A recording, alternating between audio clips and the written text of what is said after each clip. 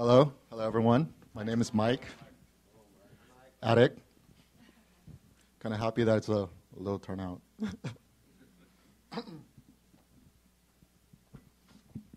I've been a member of Gilgal for about a year now, for about 1 year, and I've been clean for arguably 18 months. I say arguably because, according to Dr. Hong, I relapsed because early on in my recovery, I went out with a couple of friends of mine that I haven't met for a while, and we celebrated my sobriety. I didn't know it was like a no-no not to drink back then, but yeah, anyway, I did. So I guess you could say I'm roughly about like 15 months clean now. That's going to be for the record, Dr.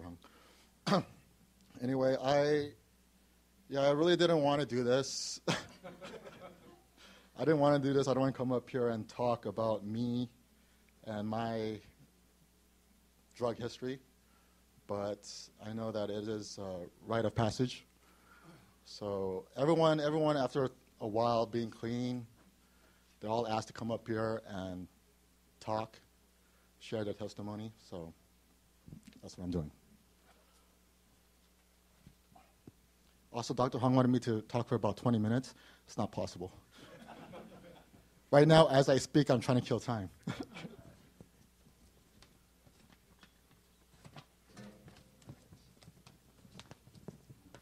All right, let's get this over with.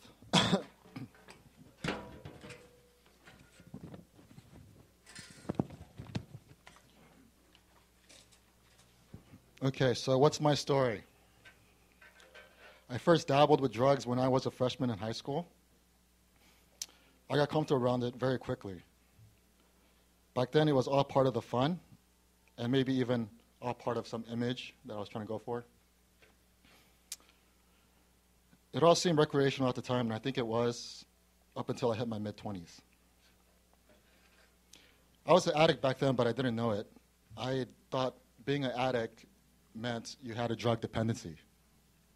And drug dependency wasn't something I thought I had until I hit my mid-20s. That was mainly because it was just a weekend thing to do. You see, back then, drugs were only really a source to kill the boredom, to having a good time or a better time. I would have considered myself a social user, if there is such a thing. What really changed all that was when I found a different kind of drugs, pills. It was an instant love affair. I thought of it as a lesser term of drugs, lesser in harm compared to the other drugs I did. It gave me the same highs, but then I can somehow manage it and function enough to work and do all the other things I wanted to do. I thought, I don't have to wait until the weekend anymore. How wonderful. It turned into something so much more very fast. Using wasn't just about having fun anymore. For me, ultimately, it became a real tool towards being who I wanted to be. A means for self-control, controlling my thoughts, feelings, behavior. I felt that it gave me the ability to be more productive and efficient at work, the ability to get numb when sad or depressed, that it rid away my anxiety and made me more engaged in conversation with others. Standing here right now to talk to all of you, I feel my nerves kicking in. Back then, there's no way I would agree to stand up and talk in front of people without popping a few pills. I would have felt that it's entirely necessary.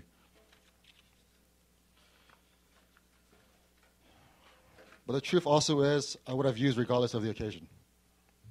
Somehow I felt it was necessary all day, every day, 24/7. Eventually, I of course got to the point where physically and mentally, I just couldn't get out of bed to face the day without it. Let me fast forward a few years of this and I reached my bottom. I'm going to leave out some details, not because I have any real trouble talking about it, but just for the sake of wanting to keep it brief. I don't want to make this a long part because what happened was relatively simple. To summarize, I was a guy out of work, still popping pills, and smoking shit out of something that looked like a glass penis. while hearing voices in my head that almost threw me off the edge, literally. What happened was I lost my mind.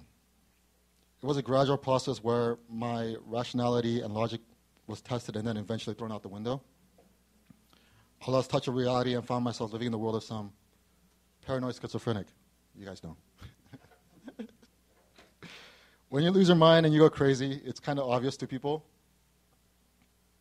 like your girlfriend and family. They didn't know about my drug problem before, but sure enough, they did now. The cat was out of the bag. I'm a drug addict with a drug-induced psychosis. Surprise.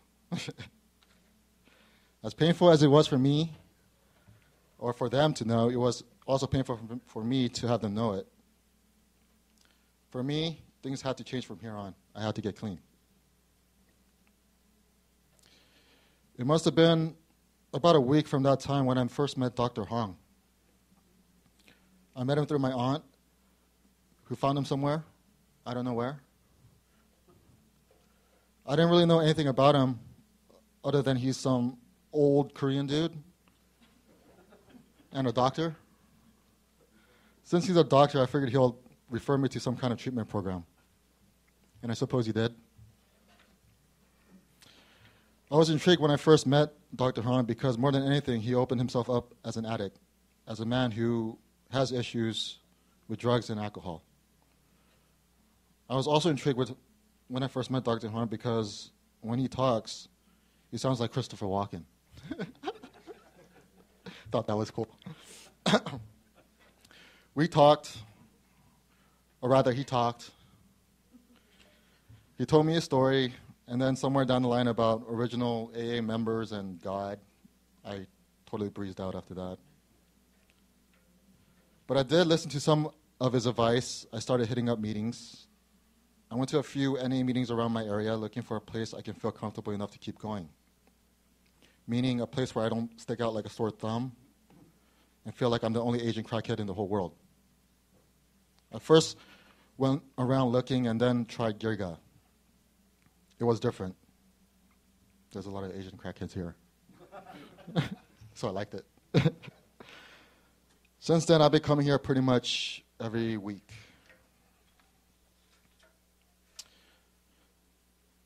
But let me be honest, it's a chore. I don't love being here. If anything, I probably dread it. I don't come here because it's so much fun. I don't come here because my mom wants me to. I don't come here because of some court order. I don't come here because I want to learn about God. Really, I come here because I realize I have a problem. And it's a problem I cannot fix on my own as much as I want to. I come here for the people here who wants to stay clean and the same as I do, if not more, to be connected and stay connected to a group of people that can help me stay on the path to recovery. I'm not a great example of someone in recovery. I'm a very poor example, actually. But I say this with some understanding to what it really means. Early on, I understood recovery as putting all this bad stuff down and getting all the good stuff you lost back to recuperate, to restore yourself, to get back on track, so to speak. It's obvious now what recovery really means is much more. I now understand recovery to mean change. Not just changing your habits, but changing your character. Change to your inner self. And I got a long way to change. If you were here last week and you heard Dr. Hong's lecture, I swear he was talking to me. Right now I'm still at the transitional period. Meaning I haven't even touched on recovery, right? I wouldn't really argue that viewpoint. I'm still a druggie. I just haven't done drugs for a while. With me having to really think about it right now, I've maintained being dry and sober for the past year by large in the practice of being self-aware and honest with myself. And with it, of course, making a better judgment in action and staying cautious. I rely heavily on insight to keep me sober right now? Is it enough for me to stay clean always? I can't say yes.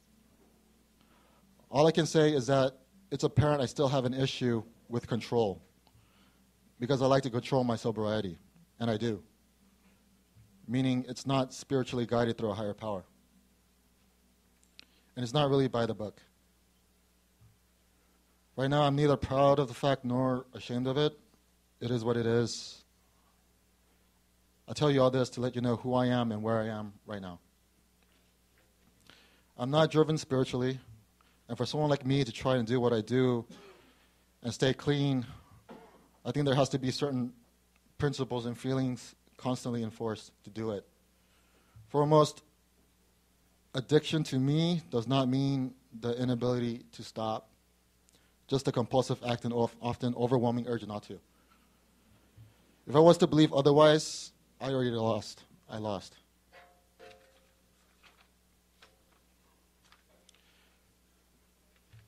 In battling addiction, the thought that I'm really asked to move mountains can't be true.